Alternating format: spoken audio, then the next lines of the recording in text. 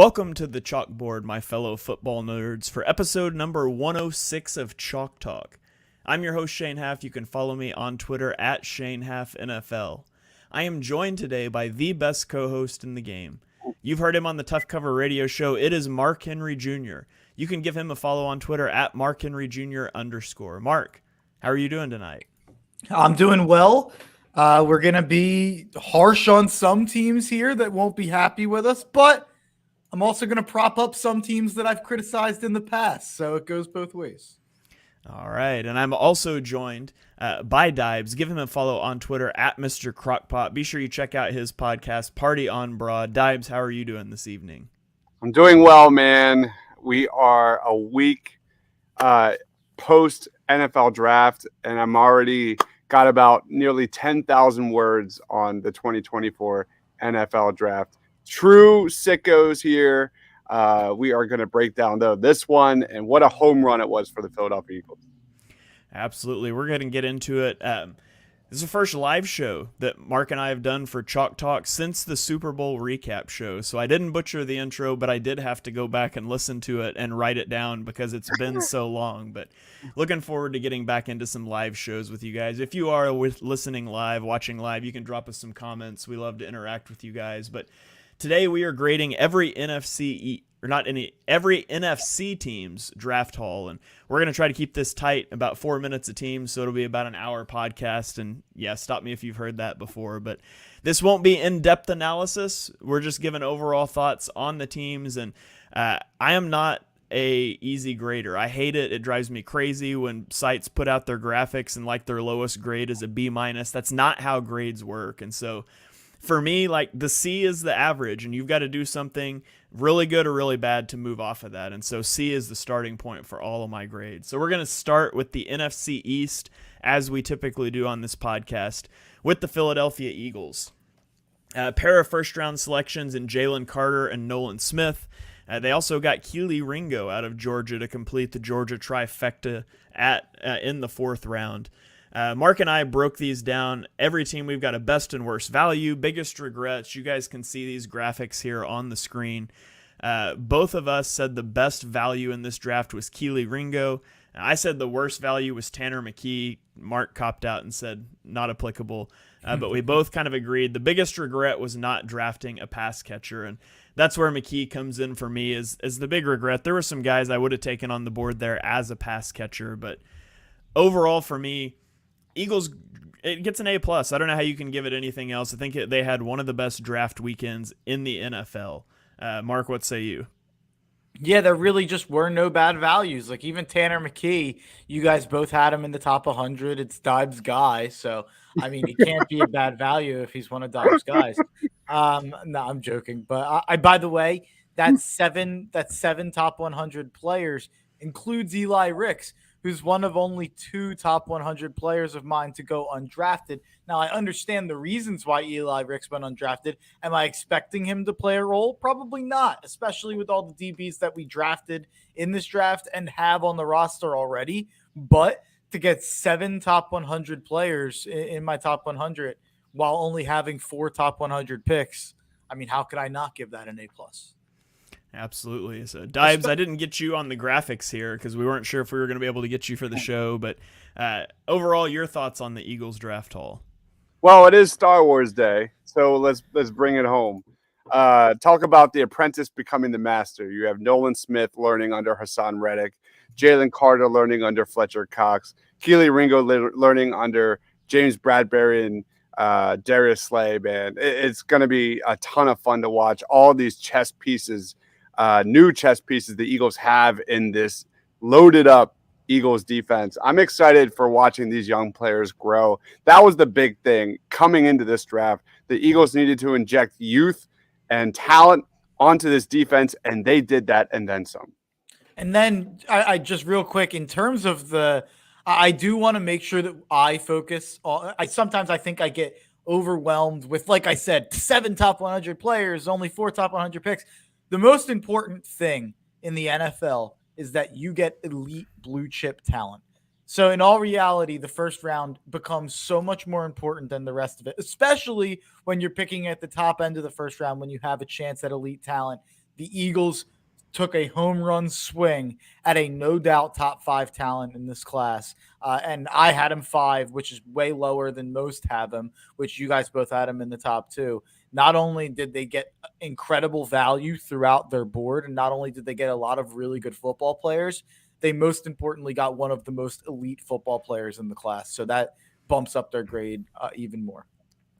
Absolutely. All right. Comment coming in here from Miss Chris. Asked, who is Eli Ricks? He was a defensive back from Alabama. He was 77 on my big board. He signed with the Eagles as a UDFA. So he was a transfer from LSU who, when he transferred to Alabama, people were expecting him to be a top 5 to 10 pick. He had a terrible season at Alabama. But then even still, people thought he was going to be a day 2 pick. Even he goes undrafted. I get he ran a really slow 40. 4.6. Yeah, he did not do well at the combine in any way. But there are some reasons to think, hey, he was a big time high school prospect. Even as recently as a year ago, people thought he was a first rounder. Not a bad swing to take as a UDFA. Yeah, and he was dominant at LSU. Dominant. Yes, especially his first year. Yeah, great measurables. 6'2", a guy like Keely Ringo who can dominate at the line. Just needs to stay healthy, needs to, allow the game to kind of slow down for him a little bit, but huge upside. Yeah. And if you guys want some more of a deep dive on the Eagles draft, you can check out the BGN radio feed. The three of us just recorded an in-depth episode that'll release tomorrow. So you can get more of our in-depth thoughts here. This is a little more of an overview. So let's move on to the next team in the NFC East. It is the New York Giants. I listed their best value pick as interior offensive lineman John Michael Schmitz. I know Dibes would agree with me. He was 17th on Dibes' big board. I said their worst value was Deonte Banks. And you got to take that with a grain of salt because they took him 19th overall. Or excuse me, they took him 24th overall, and he was 19th on my big board. That's how good I think their draft was.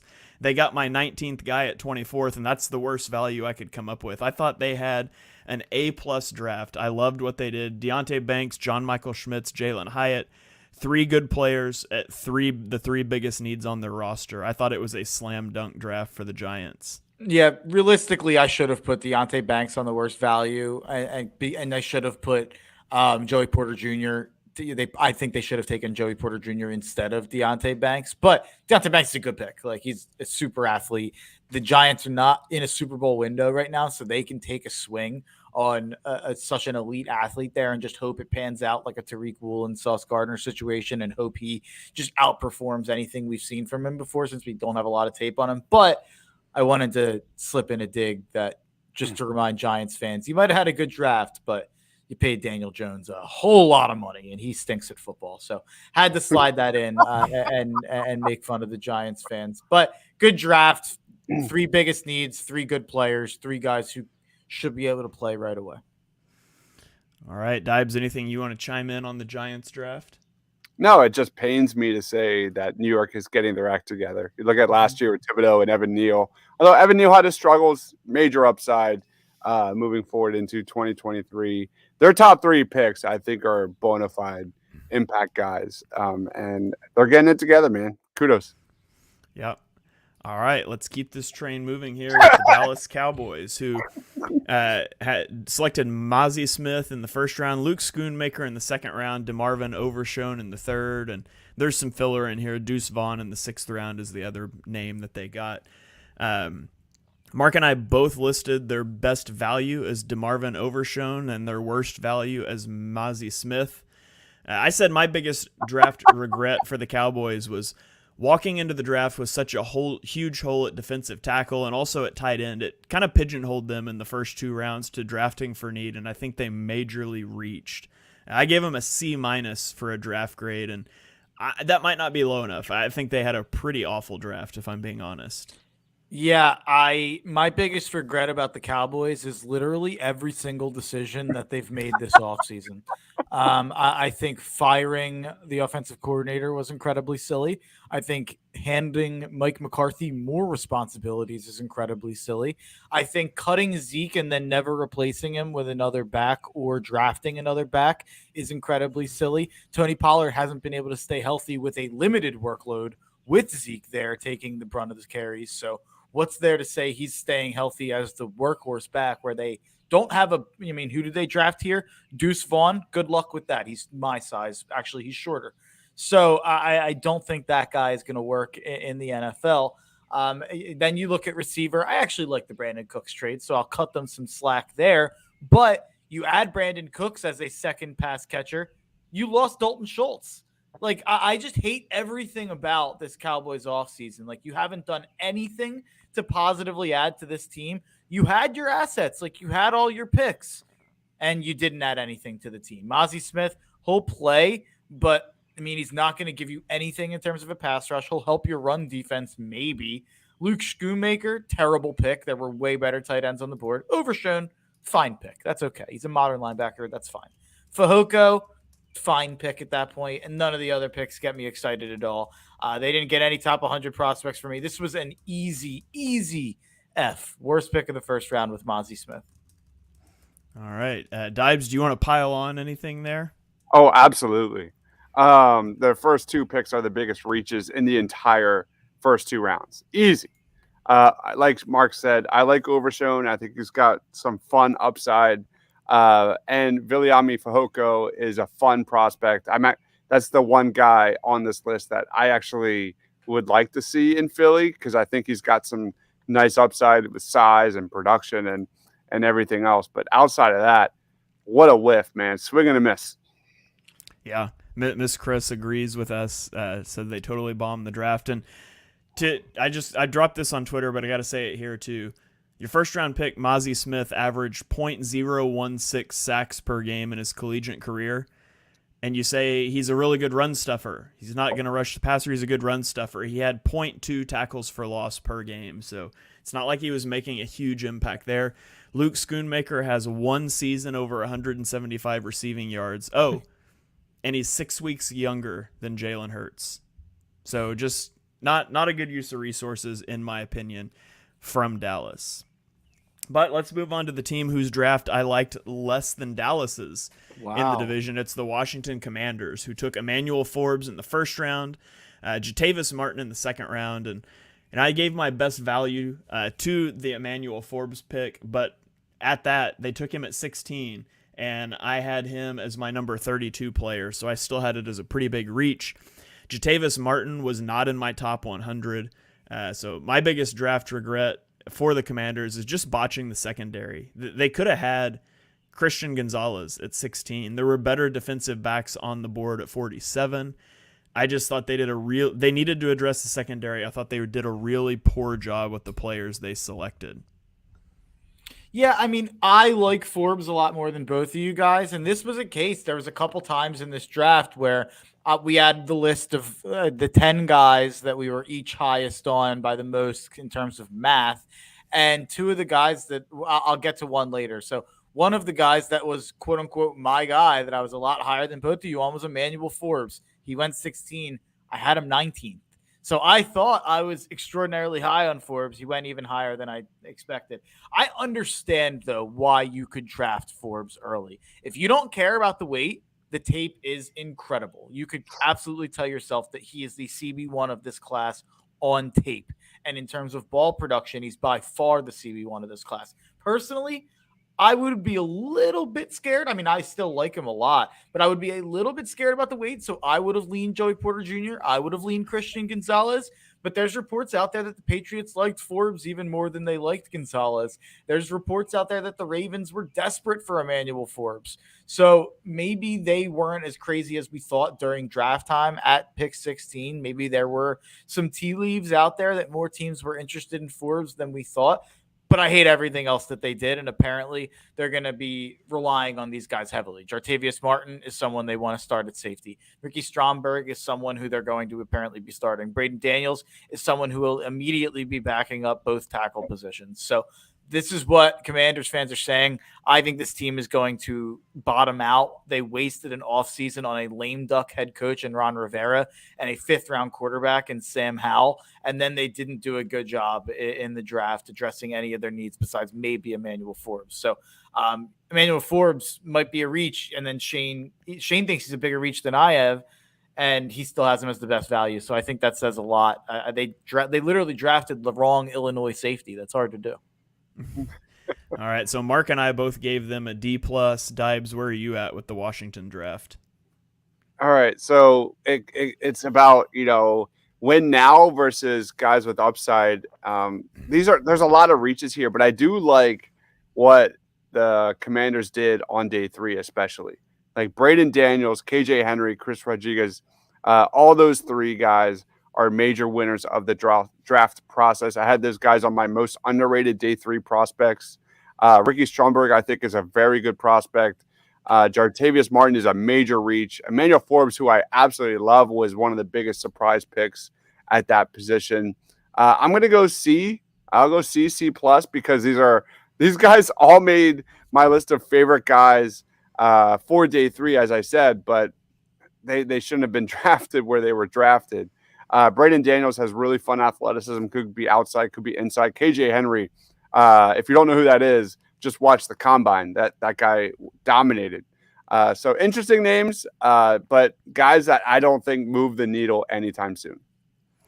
All right, let's keep rolling here into the NFC North, where we have the Chicago Bears, who made a lot of selections.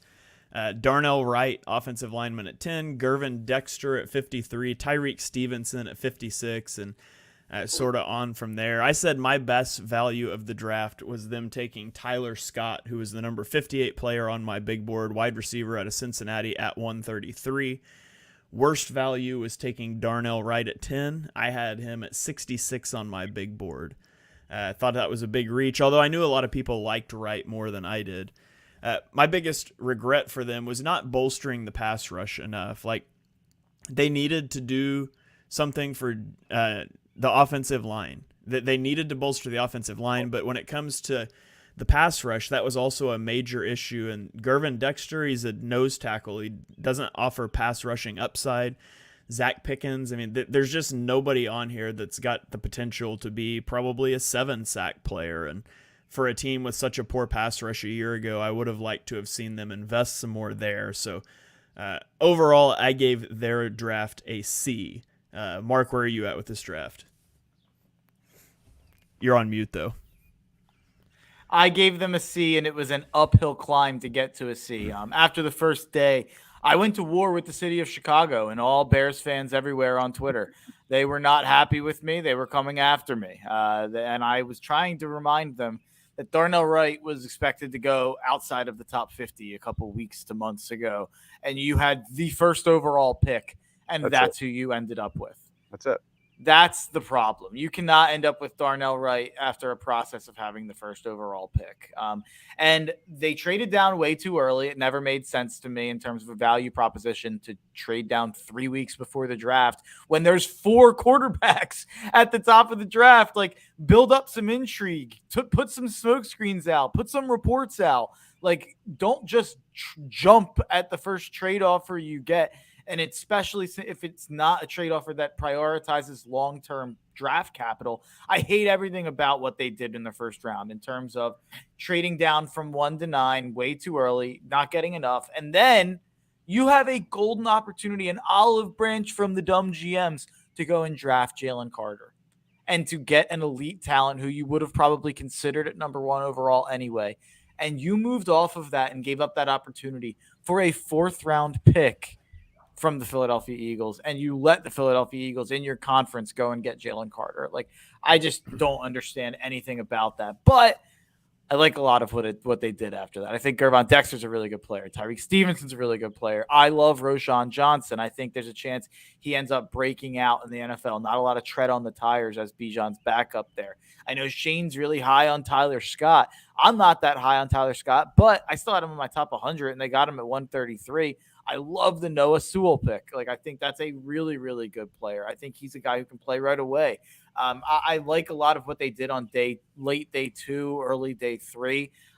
But, it's hard to pull that up from what I think they did coming from the first overall pick.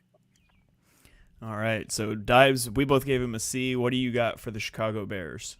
You guys crushed it. I don't have anything to add from that.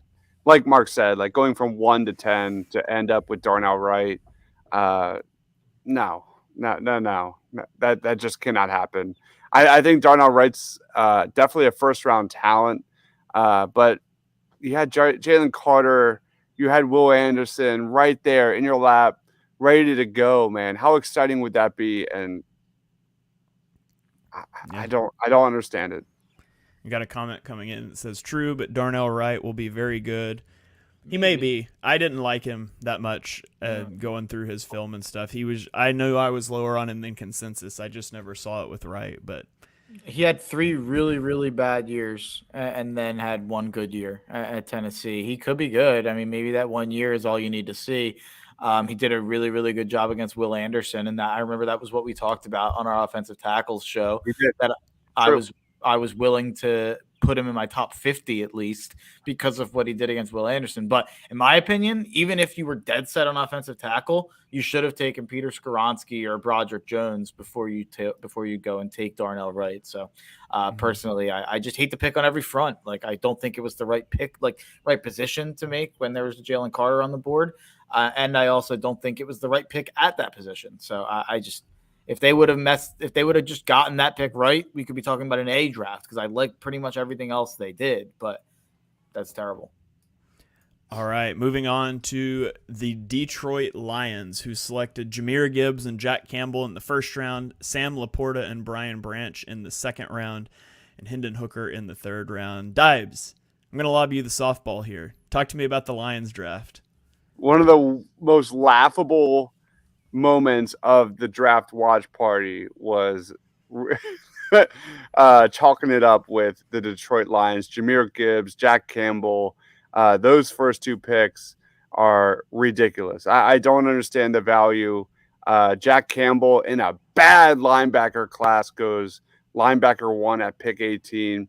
I do like Sam Laporta. I do like Brian Branch. Then they take a guy in Hendon Hooker who I don't like at all in round 3. I'm sorry. I don't believe in that guy. Broderick Martin is a guy I like. Maybe a reach in round 3. But Broderick Martin, I think, has really fun tools that I think could translate to the next level. I give this like a C-, just for the fact that they got Brian Branch in round 2. That's arguably the steal of the draft. I'm a big Brian Branch guy. I think he, at times, at the highest level of competition, looked like the best player on the football field, and that is worth something. And I think Sam Laporta is sneaky underrated. So those 2 picks alone just bump that up a bit. Yeah, the Brian Branch pick is really good. It was my best value. Taking Sam Laporta with Michael Mayer on the board, taking Jahmyr Gibbs in the first round, Jack Campbell in the first round. I mean, my biggest regret for the Lions is they just lit their first round picks on fire. I have people on Twitter telling me, well, they're a better team than they were before the draft. I'm like, yeah, every team in the NFL is a better team than they were in the draft because they added more talented players. Like, that's not the goal because that's every team. The point is that you took pick 6 and 18 and you turned it into Jahmyr Gibbs and Jack Campbell. When if you were just not going to go draft people, just trade up to 3 and go take Anthony Richardson, and you can say that's a future thing. Like, and I'm not saying that's what they should have done, but it would have been better than what they did. I gave the Lions draft a D. I hated their draft. Yeah, it's tough for me because I think they got a lot of good football players, but I hate what they did value-wise besides Brian Branch.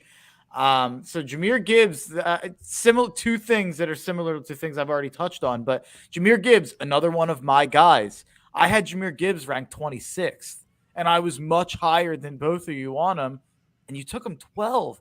And I will say, similarly to Emmanuel Forbes, apparently he was going to be the 13th pick to the New York Jets. That's what's come out. The Jets were going to take him and make it a 2-headed monster with him and Breece Hall, which makes a little bit more sense to me with the Jets trying to compete right now and trying to give weapons to Rodgers. At least that makes more sense than the Lions taking him and trading Swift for nothing, basically. Your running back room got worse. Like, David Montgomery is just a guy, in my opinion. You paid him way too much, and you should have kept Jamal Williams, who's way better and made less money. And then you devoted more draft capital to Jahmyr Gibbs than you could have just had DeAndre Swift for a cheap salary on your team. Like, I don't understand what you did at the running back position. And I like Jahmyr Gibbs.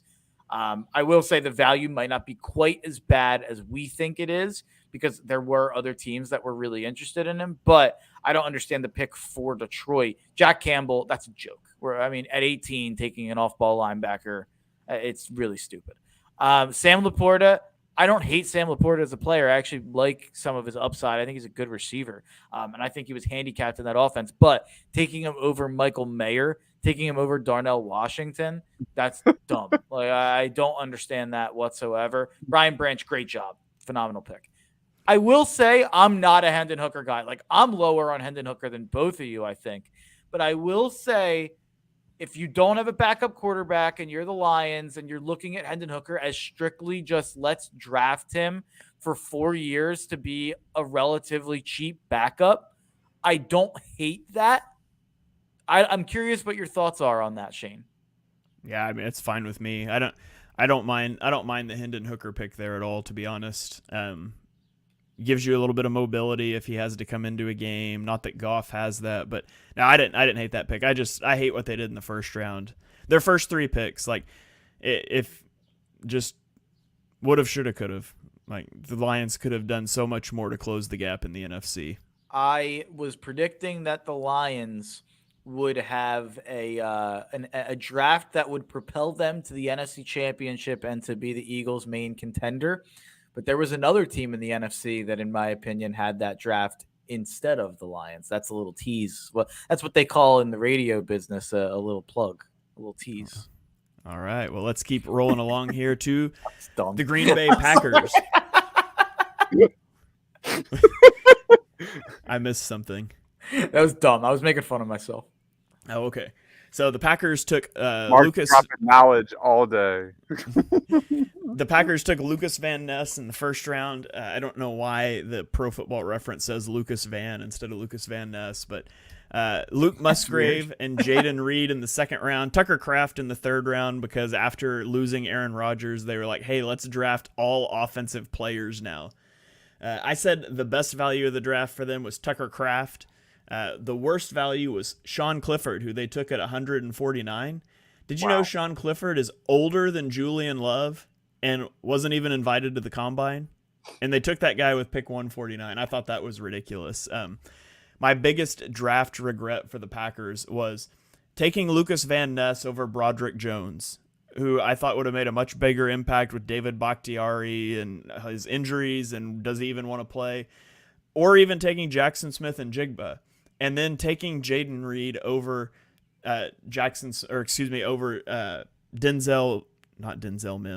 Marvin Mims. I'm getting all my Mimses mixed up, but I thought there were better players on the board at some of those junctures, but I gave them a C+. I didn't hate their draft. Thought it was slightly above average, so C+ grade for me.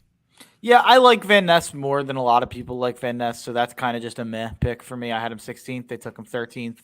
I mean, a little higher than I would have liked. There's a couple players I would have taken above him. Of course, I would have taken Miles Murphy above him, but Luke Musgrave, I don't understand that pick if you're going to go and take Tucker Kraft right after it. That just doesn't make a lot of sense to me. Like, take a receiver there and then get something else where the Jaden Reed pick. And then Jaden Reed, you took Jaden Reed over a lot of players that are better than Jaden Reed, in my opinion, especially Jalen Hyatt, Rashee Rice, maybe Marvin Mims, Cedric Tillman. There's a lot of guys that I would have taken at receiver over Jaden Reed. I think that's really, really high for Reed. That was actually one of my least favorite picks of the top 50. I'm not a Reed guy personally. And then, just 2 tight ends. And also Sean Clifford, legitimately one of the worst quarterbacks I've ever seen get drafted. I mean, that is just truly astounding that Sean Clifford is going to the NFL to me. I'll see your Sean Clifford and I'll raise you a Clayton Thorson. Oh my God. That was literally the first name in my head. That's Peterman's probably worse than all of them, to be fair. It's true. All right. Dibes, anything you want to add on the Packers draft class? I think you're being too light. I'm going less. I'm going D. Lucas Van Ness is a mediocre prospect. Musgrave is nice, but Jaden Reed, who I really like, is a major reach in the second round.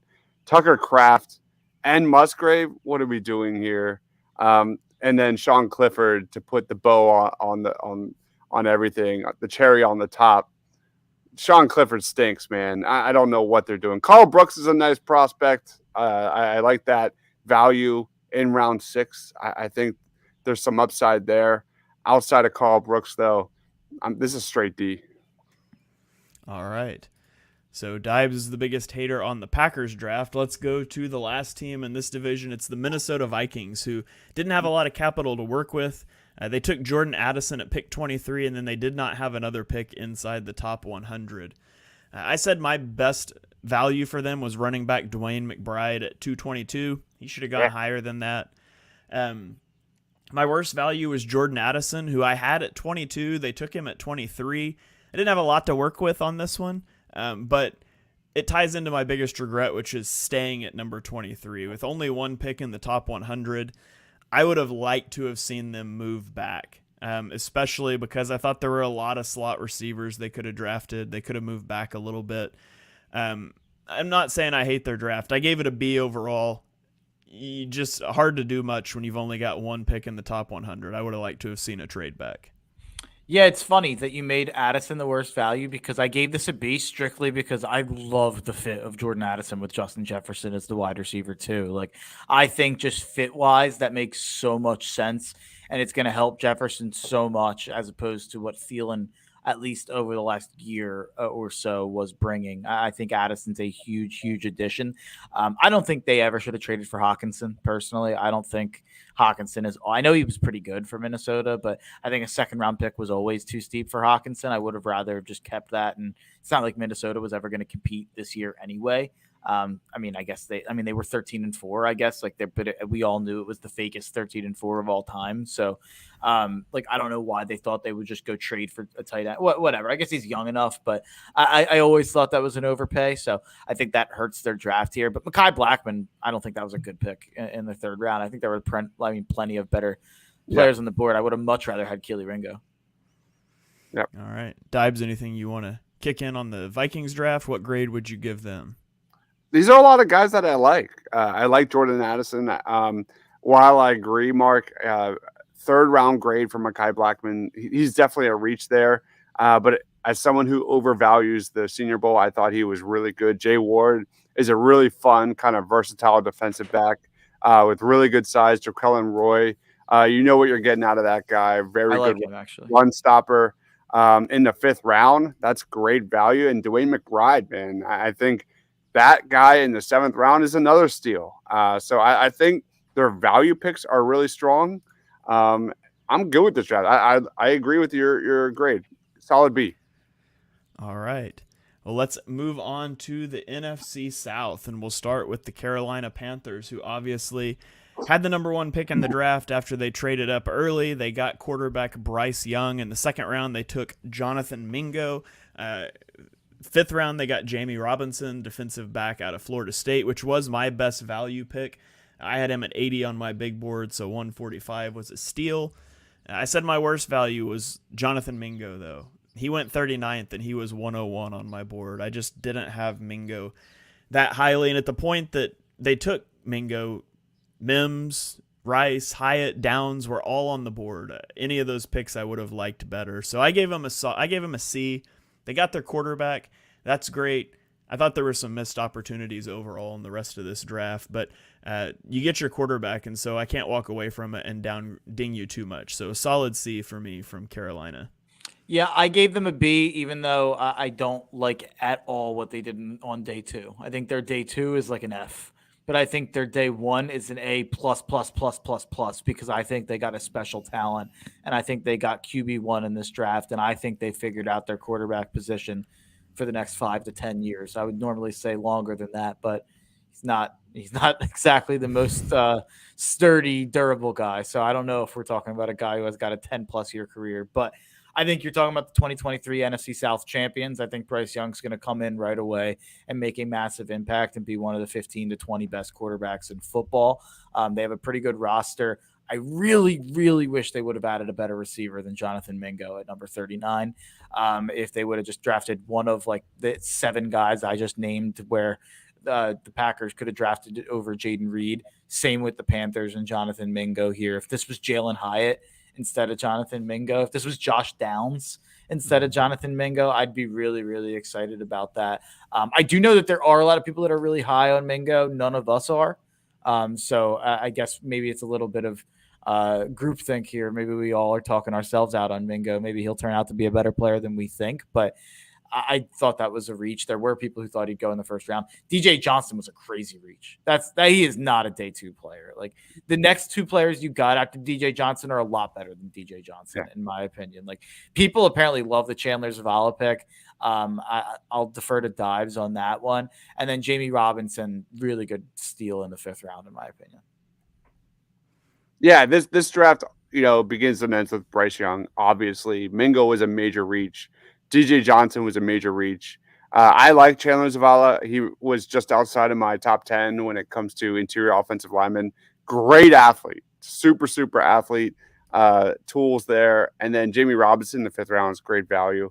I'll probably say C minus, just because after Bryce Young, who I think is a great selection at number 1, I think he is one of the few sure things in the 2023 NFL draft.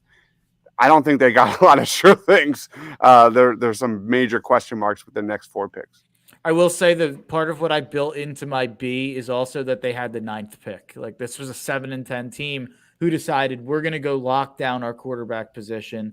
Screw it. Let's go get Bryce Young. Like I think that's an A+, that trade. And then the pick they made at 1 was the right pick. So I feel like I want to give them a little bit of credit for that. Yeah. I mean, it should have been Anthony Richardson, but we won't relitigate that again. So. I wouldn't hate that, but I don't think it would have been the correct pick. I would have taken Bryce Young personally. But I think Anthony Richardson at 1 always made more sense than CJ Stroud at 1, even though I like Stroud more. I have Stroud as my QB2, but Stroud never made sense as the number 1 pick. It was always going to be Young or Richardson, in my opinion. All right, let's go to the Tampa Bay Buccaneers. They took Kalijah Kancey in the 1st round, Cody Mock in the 2nd round. My best value for them was wide receiver Trey Palmer out of Nebraska at pick 191. I said the worst value was Kalijah Kancey, and Mark agreed with me on that. My biggest regret for the Panthers in this draft is that they were unable to secure a right tackle throughout the process. Cody Mock is probably going to kick to guard. What that means is Tristan Wirfs, who's been one of the best right tackles in the game for the last several years, is probably going to have to make the switch to left tackle. And I'm not a big fan of taking a guy that's elite at one position and having to move him to another one because you couldn't get a tackle in a deep tackle class. So that was probably my biggest regret for them. Overall, I gave it a C+. I think they got some good players. Payne Durham in the 5th round is a good value at that spot. But at the end of the day, the trenches weren't addressed sufficiently, in my opinion, and I hate that. I think that doesn't bode well for the Buccaneers, who are, let's be honest, they're trending towards a rebuild. They listed Kalijah Kancey as an edge when they released their picks. So, wow. In that case, I hate it. I hate it even more. Yeah. I thought it was interesting. It's going to have to be. I actually thought it was interesting that they looked at him not just as a strictly D tackle. It made me like it a little bit more, actually, that they think he might be versatile in that way. I'm not a big Kancey guy. I think I'm lower on Kancey than both of you are. But I did think it was interesting. Malk, I actually think is the best player they got in this draft, not Kancey. So I do think he could play tackle, Cody Malk. I think they announced him as an interior O lineman, but I do think he could play tackle.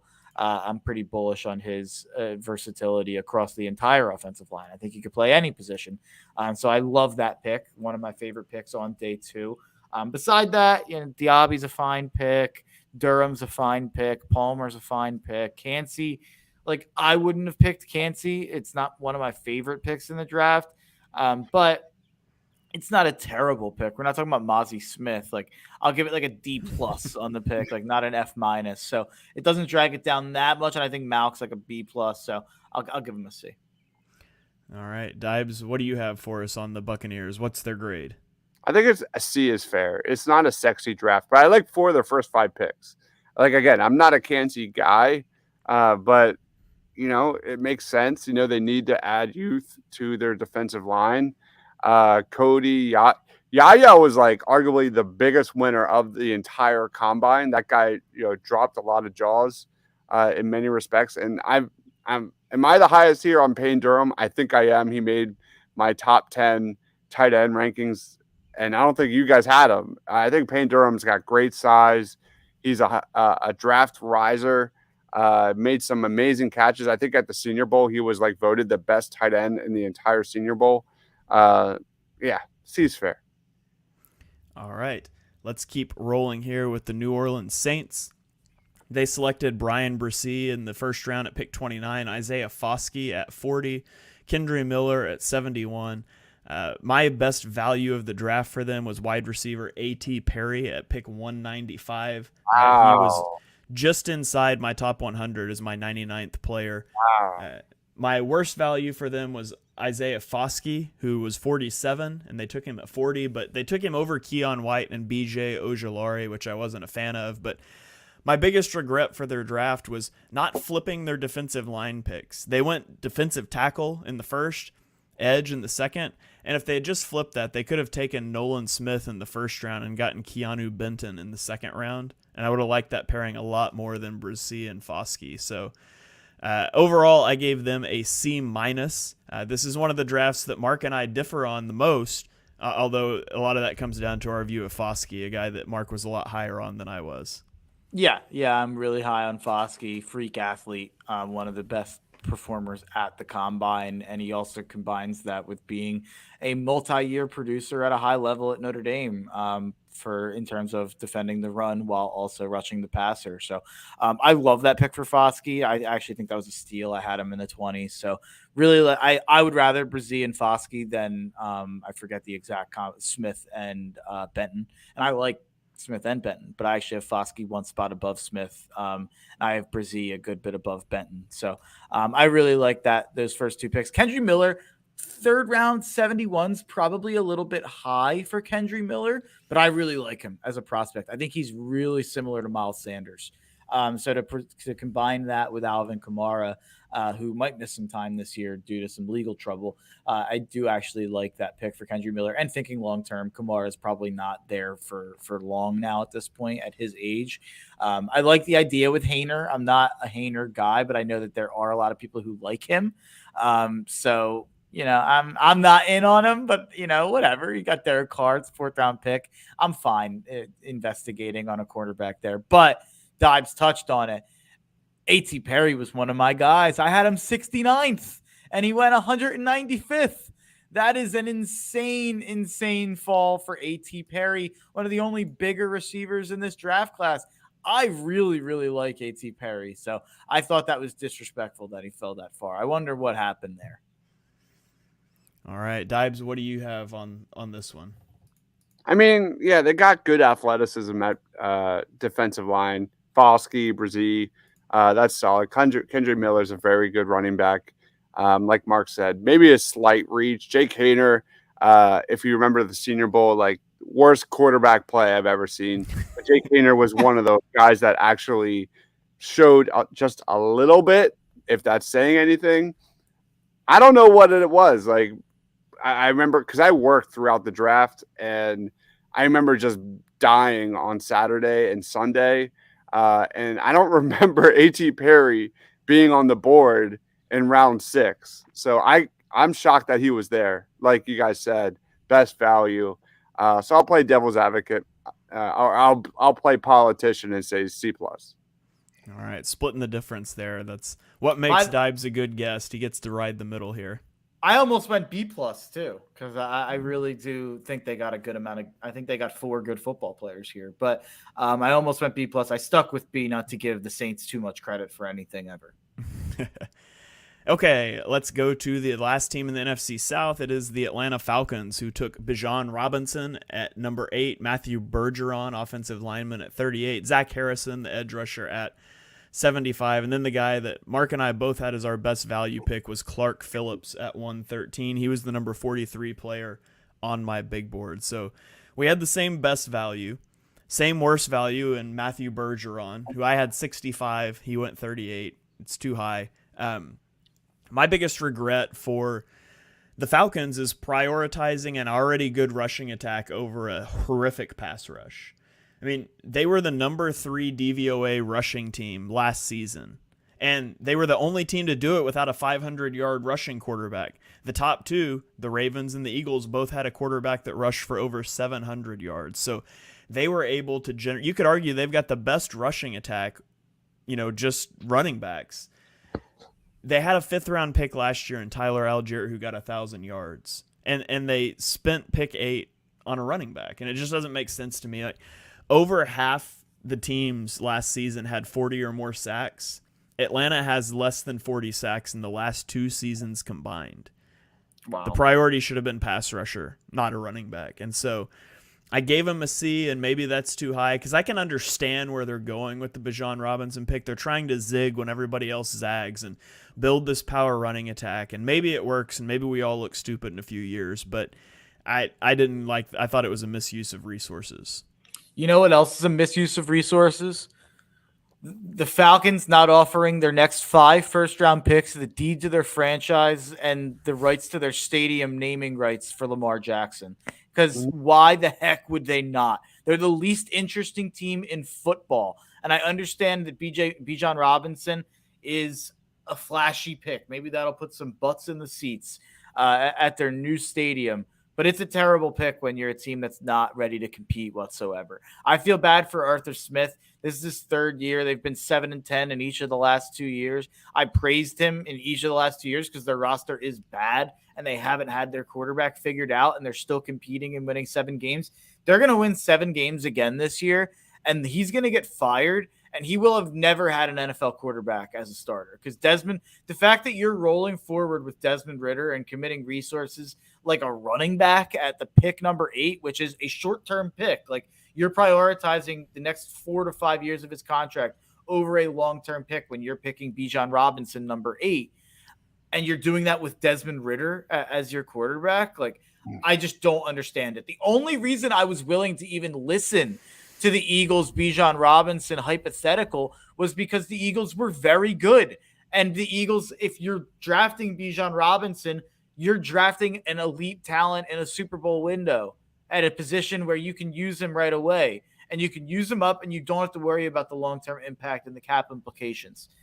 It doesn't make that sense for the Atlanta Falcons. So I love the Clark Phillips pick. I hate everything else they did. Matthew Bergeron, I had it outside of my top 80. I really, really did not like his tape. I don't really get him going in the top 40. So Falcons, I don't understand what they're doing as a franchise at the quarterback position or in general. All right. Dibes, anything you want to add on to that about the Falcons? I mean, you know where this is going. I just feel sorry for Atlanta Falcons fans. This is arguably the worst draft in the entire NFL. Bijan Robinson at 8 is ridiculous. Absolutely ridiculous. As I've said 1,000 times over the last several months. Zach Harrison, the dude's a role player, pass rushing specialist. Clark Phillips, role player. And I like Clark Phillips. I think he's going to be a good player down the road. But top to bottom, like this is a massive swing and a miss. Sorry, Atlanta. All right, let's roll on to our final division. It is the NFC West, and we'll start with the Cardinals, who traded down from 3 to 12, back up to 6, and they selected Paris Johnson. They took B.J. Ojulari in the 2nd round. I said that my best value for them was just their trade maneuvering, like going from 3 to 12, back to 6. If I ran the math, if you assume the future first-round pick they got from the Texans is the 5th overall pick, which I think is worst-case scenario because I think the Texans might have the number 1 overall pick next year, their surplus value was a first-round pick, and they got the guy they wanted anyways in Paris Johnson. So their trade maneuvering was fantastic. Their worst value, I said, was Garrett Williams, who they took at 72. I had him at 110. Their biggest draft regret is hiring Jonathan Gannon because they did so illegally and it cost them a pick.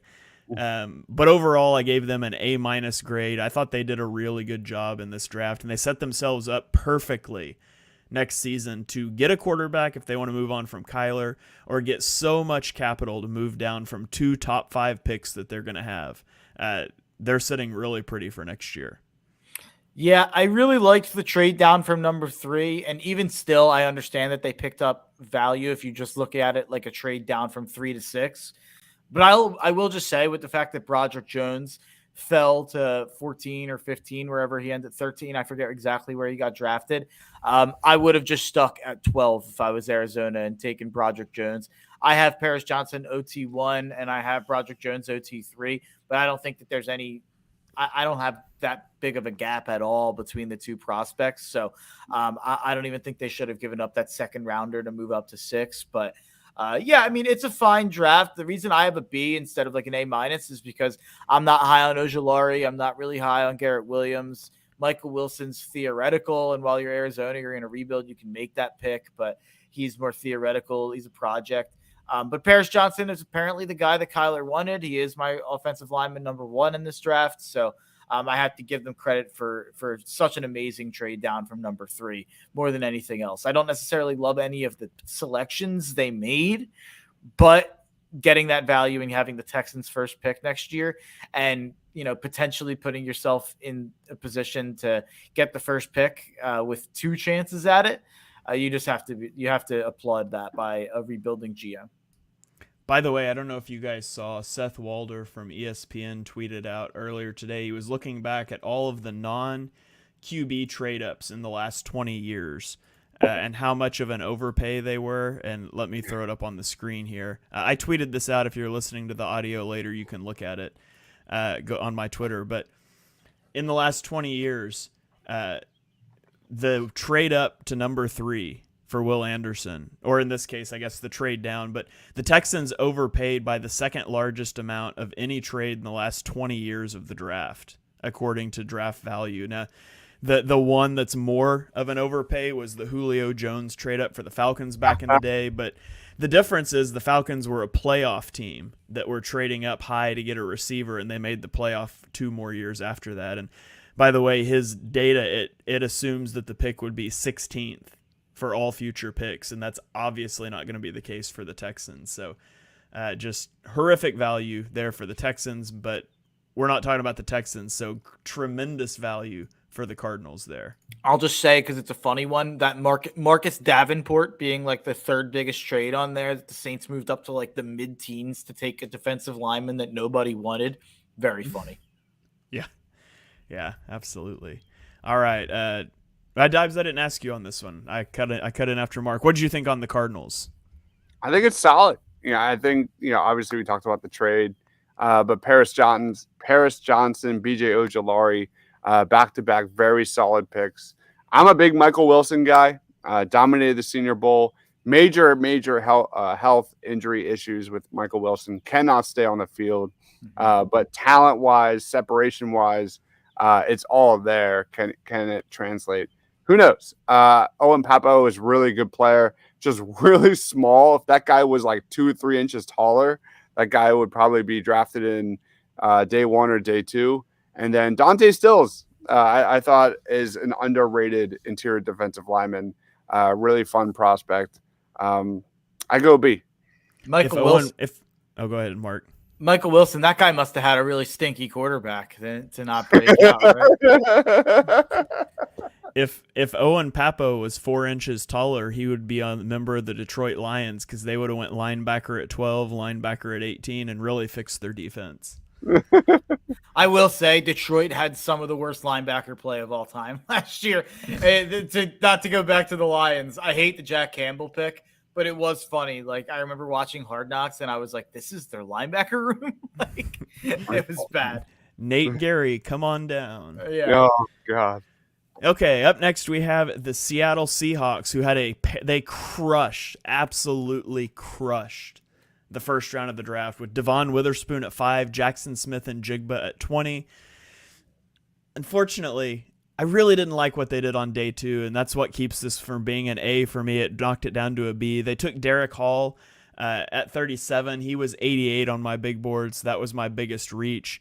And then they took Zach Charbonnet, a player I really liked, but they've drafted 9 running backs since 2016, which is the most in the NFL, and Kenneth Walker was incredible last year. So I didn't like the Charbonnet pick for them. I love the player. And then they got Kenny McIntosh in the 7th round, and like that should have been your running back to complement Kenneth Walker, not a 2nd round pick on Zach Charbonnet. So they chronically overinvest at running back, and I didn't like the Derek Hall pick, but their 1st round was so good. I gave them a solid B. I love this draft. It's one of my favorite drafts of the entire NFL. I gave them an A. And the funny thing about it is my least favorite thing that they did was Shane's favorite thing that they did, I think, was taking Devin Witherspoon at 5. I think that's too high for Witherspoon. None of us had him that high. I mean, I don't know. I can't remember exactly where you two had him. I think you had him in the lower end of the top 10 or outside of the top 10, if I'm not mistaken. 5's too high. I had him at 9. Dibes had him at 8. You had him at 15. Yeah, I think Jalen Carter was the pick there, especially since they definitely needed a defensive tackle. They took one in the 4th round. Jalen Carter should have been the pick, or you should have traded back, considering the fact that Joey Porter didn't go until later. Christian Gonzalez went 17, and those were both players I had ranked above Witherspoon personally. So I think Witherspoon is a lock to be a good player, though, so I have to give them some credit that I think they, no matter what, landed a good player there with Witherspoon. Next, you got one of my favorite players in the entire draft, and my favorite value in the 1st round was Jackson Smith-Njigba. Plug him in with DK Metcalf and Tyler Lockett, put him in Tyler Lockett University, and have a long-term fit with DK Metcalf. I think that it's absolutely perfect. And you're giving Geno Smith every opportunity to prove out that contract is a steal and that he's the guy. That's one of the best wide receiver, maybe the deepest in terms of all 3 wide receiver core in the NFL right now. It's kind of like the Isaiah Foskey thing. I love Derek Hall. So that's where me and Shane differ here. I think that's a great pick at 37. Funny thing is, Derek Hall, another one of my guys, I had him 40. And he goes 37, so he goes even higher than I had him ranked. But I think he's a stud. I think he's a lock to be a productive player, at least at the next level, because of his athleticism, because of his traits, because of his ability to rush the passer, which he showed in the SEC. I love Derek Hall. I think he's going to make an impact right away, especially the way that Seattle rotates in and out defensive ends. And then we get to the running backs. I understand that they overinvest in running backs. Zach Charbonnet is a really good player. He's really, really good. I really like Zach Charbonnet. And then Kenny McIntosh. We all like Kenny McIntosh. Like, as a deep sleeper guy, like, I think he's a great 3rd or 4th running back to have on your roster. And the one thing that I'll give Pete Carroll, the one out I'll give him, is the fact that Seattle drafts all these running backs. They all get hurt. There's something going on in Seattle where none of their running backs can stay healthy at all. Chris Carson broke his leg like 4 times. Rashad Penny couldn't stay healthy ever. Kenneth Walker, I think, was banged up last year at times. So I think it's one of those things, like, when you get older, I think you like just overreact to things and you're like, I'm never going to not have a running back again. That's Pete Carroll right now. Pete Carroll is sick every year of watching. Like last year, I remember in fantasy, they had weeks where like DJ Dallas was their RB1. So I think Pete Carroll saw that and he's like, we're never not going to have a running back ready to play again. We're going to have 2 really good ones. No matter what, we'll always have one, and we'll figure it out when they're both healthy. But they'll never both be healthy at the same time. I think that's how Pete Carroll's looking at it. Yeah, that's not bad. As an owner of both Kenneth Walker and Breece Hall in the TPL Fantasy League last year, I was devastated by running back injuries all season. Well, we'll do it again this year, pal. Dives, what do you think about the Seahawks draft? I mean, their top 4 picks are straight bangers. Straight A. I mean, that's what it is. I can't believe how far Kenny McIntosh fell. I think I had that guy graded as a day 2 guy, like before the draft process. And given everything I saw at Georgia and then the 2022 draft with their top 2 wide running backs there, I'm surprised he fell so much after that combine. It's kind of sad. Dude lost a lot of money. Olu Oluwatimi, center out of Michigan. A lot of people love that guy, are really, really high on Olu. When I dropped my interior offensive lineman video, I got so many comments on Olu, and people love him. People are really high on that guy. One to watch out for. I have a take because I actually forgot because I got so sidetracked by the running backs. The Seattle Seahawks got a better combination of Michigan prospects in the 5th round than the Dallas Cowboys got in the 1st and 2nd. That's my take. I had Mike Morris and Olusegun Oluwatimi in my top 100. I did not have Motzie Smith or Luke Shoemaker in my top 100. There's a take for you. I don't think that's far off at all. That's not far. All right. Mike Morris is a good football player. Let me write down that timestamp because that's going out on Twitter tomorrow. I like that. All right. Mike Morris, by the way, right up my alley, like a 6'6" D end, like just huge, long arms, like sticks his hands up for pass deflections. That's my kind of guy. George Karlaftis kind of guy. Yeah, more so Gregory Rousseau. That's like if we're talking about like my pure type of my type is Gregory Rousseau. All right, moving on to one of my favorite drafts to talk about. It is the San Francisco 49ers, who did not have a pick in either of the first 2 rounds, and then with a 3rd-round pick took a kicker. And, I mean, my regret for the 49ers, a kicker? Really? Like, that's going to fix everything that ailed you. They had 2 top 100 picks. They took 0 top 100 players on my board. Easy F, worst draft in the entire draft. Yeah, I totally agree. 32nd out of 32 for me. They did not get a top 100 player for me either. Picking a kicker is an absolute joke. It's a really arrogant move by Kyle Shanahan, in my opinion. One of the San Francisco beat writers tweeted out, you don't know whether or not these Eagles picks will work out and if the Georgia selections and the DeAndre Swift trade will work out. But you're watching a team in the NFC that's seeing a weak NFC and trying to capitalize on it in Philadelphia, while in San Francisco, you're seeing a team that thinks they already have a stranglehold in the NFC arrogantly try to add luxury pieces to their roster. Stupid draft. I don't understand it. I actually like Cameron Latu more than a lot of people do. I ranked him, I think, when we did our tight end rankings, and I don't think you guys did. He didn't make my top 100, and you picked him at 101, so I don't like him that much, but I don't hate that pick. But I hate everything else they did. Yeah. Dibes, what do you want to add in? You want to pile on the 49ers there? Yes, please. The only guy I like out of this who made my most underrated list is Darrell Luter. Small school cornerback prospect. In terms of production, has some of the best numbers at the cornerback position. Led the nation in terms of lowest catch rate allowed in 2021. Another great season last year in 2022. Small school prospect, but doesn't have the greatest athleticism, but he plays bigger than his size for South Alabama. So Darrell Luter is a really good pick, especially in that like 5th round area. I like Darrell Luter. That's the only guy worth mentioning out of this group. F.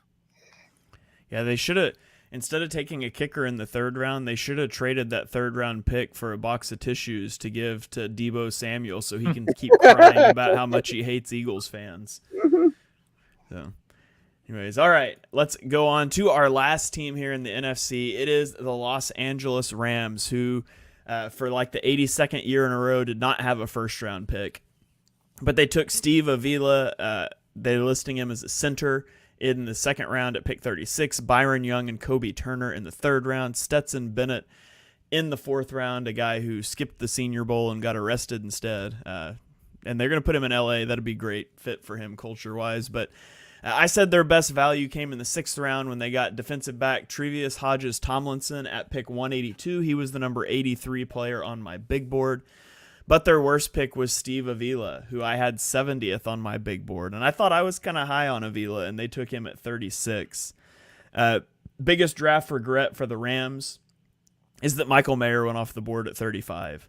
This is a team that desperately needs some weapons. I mean, they need everything. That's what happens when you don't make a 1st-round pick in 8 years. But Michael Mayer would have been a slam dunk pick for them at 36, and he goes off the board 1 pick before. I did give it a B overall. I'm not gonna I'm not gonna downgrade you for not. I got to grade you with the picks you had, and you didn't have a 1st-rounder, so it's hard to make those splashes. But I like some guys they got: Hodges, Tomlinson, Puka Nacua. Zach Evans even down there in the 6th round. So I liked some things that they did, but this is a team that's headed in the wrong direction for sure, but I gave them a B. Yeah, it's a team that's headed in the wrong direction, and there are a couple picks in here that I just don't like. Kobe Turner, I think that's high. Stetson Bennett, that's a joke. He's not an NFL quarterback at all. I tweeted out something. I remember I lost a bet on Georgia in the SEC championship last year. They ended up repaying Alabama and winning the national championship. But I tweeted, when Stetson Bennett is the backup for the Vikings in 3 years and, has to come in due to an injury, bet against Stetson Bennett. Well, I kept that tabbed away. Maybe it'll be the Rams, not the Vikings. I do think Davis Allen's a fine pick. Puka Nacua is fine. Zach Evans is fine. I like Travius Hodgins-Tomlinson. That was why he's my best value there. Steve Avila, I'm fine with it. I had him 57, so it's not like a crazy reach for me. But you had Osiris Torrance there, who I had 16. And I think Osiris Torrance, you could have got a first-round value in the second round, and you haven't had a first-rounder on your team drafted to your team by you in a long time. So I would have really liked them taking a Torrance, and I would have given them a B if they did so. So I gave him a C. Probably could have been a D, honestly. I don't like what they did, really. I don't know why it was a C. Yeah, it's funny. The last first round pick that you made now plays for the Detroit Lions, and you gave them 2 first round picks to get rid of him. That's hilarious. Oh my god. Yeah. All right, Dives, what did you have here on the Rams? Give me your grade for them. It's Jared Goff for the people who don't know out there, by the way. Yeah. Sorry that some of you might not have been football fans that long ago when the Rams actually drafted a first round pick. My apologies. This cemented it. If there was the biggest winner of the draft process, Senior Bowl, Combine, you name it, Stetson Bennett being a 4th freaking round pick, man, he got it. Man, he was dominant at the Combine. He turned heads. I talked about it with Mark Schofield. He's the winner of the draft. Stetson Bennett is a 4th round pick who went from by far an undrafted, not even an undrafted. I didn't even think he belonged in the NFL, to a 4th round pick. How about that? That's pretty cool. Yeah, it helps when Matthew Stafford's your buddy, and he's the quarterback for the Rams, and you guys both went to Georgia, and you won 2 national championships. I can't stand Stetson Bennett. He's 35 years old. Yeah, I'm pretty sure that wasn't he Matthew Stafford's backup when they were both at Georgia together? They roomed together. Matthew Stafford went into Les Snead's office hey, listen, 4th round pick, my buddy. We hung out back in the day at Georgia together. I was a senior when he was a freshman for the first time. He was actually on that high school team that everyone talks about with Matthew Stafford and Clayton Kershaw. The third friend was Stetson Bennett. I also want to give a shout out to Nick Hampton at App State. Nick or Mark, I think you would like him. Great size, elite athleticism. Didn't have a really good season in 2022, but he made my underrated list. I think he's probably going to be a guy in a 3-4 defense. I don't know.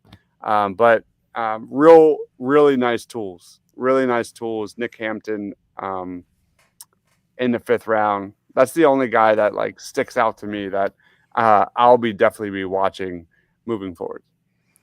All right. And so I took mine and Mark's grades and sort of averaged them out. And so this is what we came up with.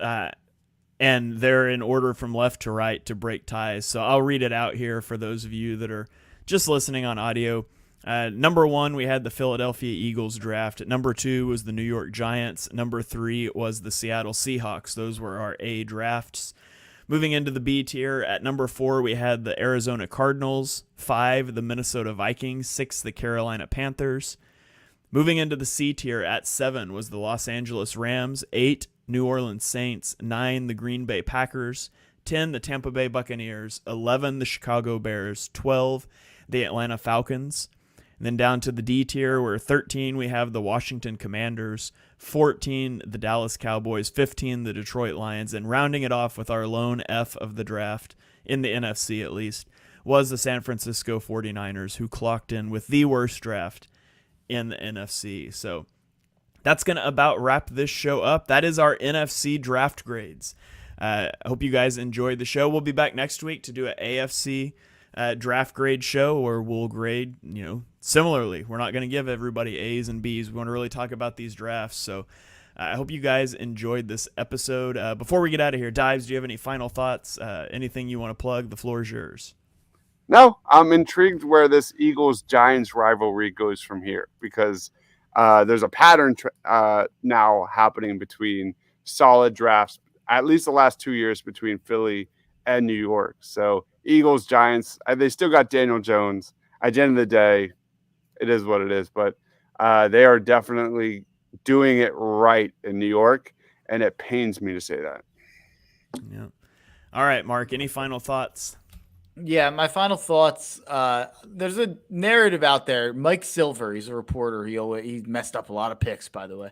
And he's a reporter who always every year yells and screams, "Oh, what? That's a bad pick because the mock drafters and analysts didn't have him going high," and making fun of when people overreact about a reach or a pick because of where the pre-draft rankings had them. And then just for instance, I was tweeting about how I didn't think the Commanders were going to be very good this year, and I don't think that they got much better in the draft this season. And I had a Commanders fan coming after me like, "Oh, but because of your rankings, because of the mock drafts and analysts." Let me just tell you that the mock drafts and analysts in my rankings have done a lot better job than the Washington football team has done in terms of drafting and predicting good talent. So if I was a fan of a team like the Washington Commanders, I wouldn't talk down about draft analysts as much as I would about my own front office. Just something I wanted to throw out there. And of course, when we're doing these draft grades, they're based on what we think.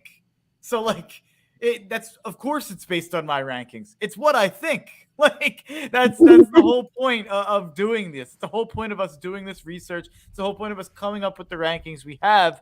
So we have opinions. So when you make that selection, we have our opinions to fall back on from before you made the selection to tell you how we feel about it. We should just do a spoof show next year where we grade every team's draft based on that team's big board, and we just give them all A+. Yeah, what are we doing then? What are we ever talking about if we're not able to be critical of anything? It makes me frustrated. Another final thought I will just say, because it's in my name right here, Mark Henry Jr. _ my Twitter, where you can follow me. My headline is afraid of Seattle. My official prediction: Seattle Seahawks win 12 or 13 games and are the number 2 team in the NFC. Everyone's talking about the Niners-Eagles rivalry. Niners won't even win the NFC West. Geno Smith, they wrote him off. He didn't write back, though, and now he's got Jackson Smith and Jigba. I think Seattle's our biggest competition in the NFC. God, look at this guy. He's now a Seattle fit. That's a take. There's a take for you. Wow. Yeah, I had a Cowboys fan yelling at me on Twitter about about Mazi Smith, that you just hate Mazi Smith because the Cowboys picked him, and I just put the link from my tweet from 3 weeks before the draft where I had a 3rd round grade on it. It was nope, I'm just evaluating things on my board that I put out ahead of time, which is what we're doing. So you don't like it? Who cares? Maybe we're wrong, but I'm assuming if you're listening to this podcast, you're interested in our analysis, and if you're not, then what are you listening for? Go listen to something else. So, but hope you guys enjoy the podcast, the stuff. I mean, it's all about prospect evaluations that we've worked on, and now we're evaluating, what we think, kind of like Mark said. And we will be wrong on plenty of them, and we'll be right on plenty of them. And by the way, GMs will be wrong on plenty of them. That's how it works. Yeah. All right. Well, that's going to wrap this one up. Thank you guys for joining us for episode 106 of Chalk Talk, our first live show in almost 3 months. If you enjoy what you heard on the show, and we know that you do, smash that subscribe button and turn on notifications so you don't miss the next episode. Drop us a 5-star rating and review wherever you listen to your podcasts. You can follow us on Twitter. I'm at Shane Half NFL. Mark is at Mark Henry Jr. Dibes is at Mr. Crockpot. Chalk Talk has its own Twitter account at Chalk Talk NFL. Go give it a like. We're going to be tweeting clips from there throughout the week. So for me, Mark, Dibes, Edge of Philly Sports from Chalk Talk, we will see you guys next time.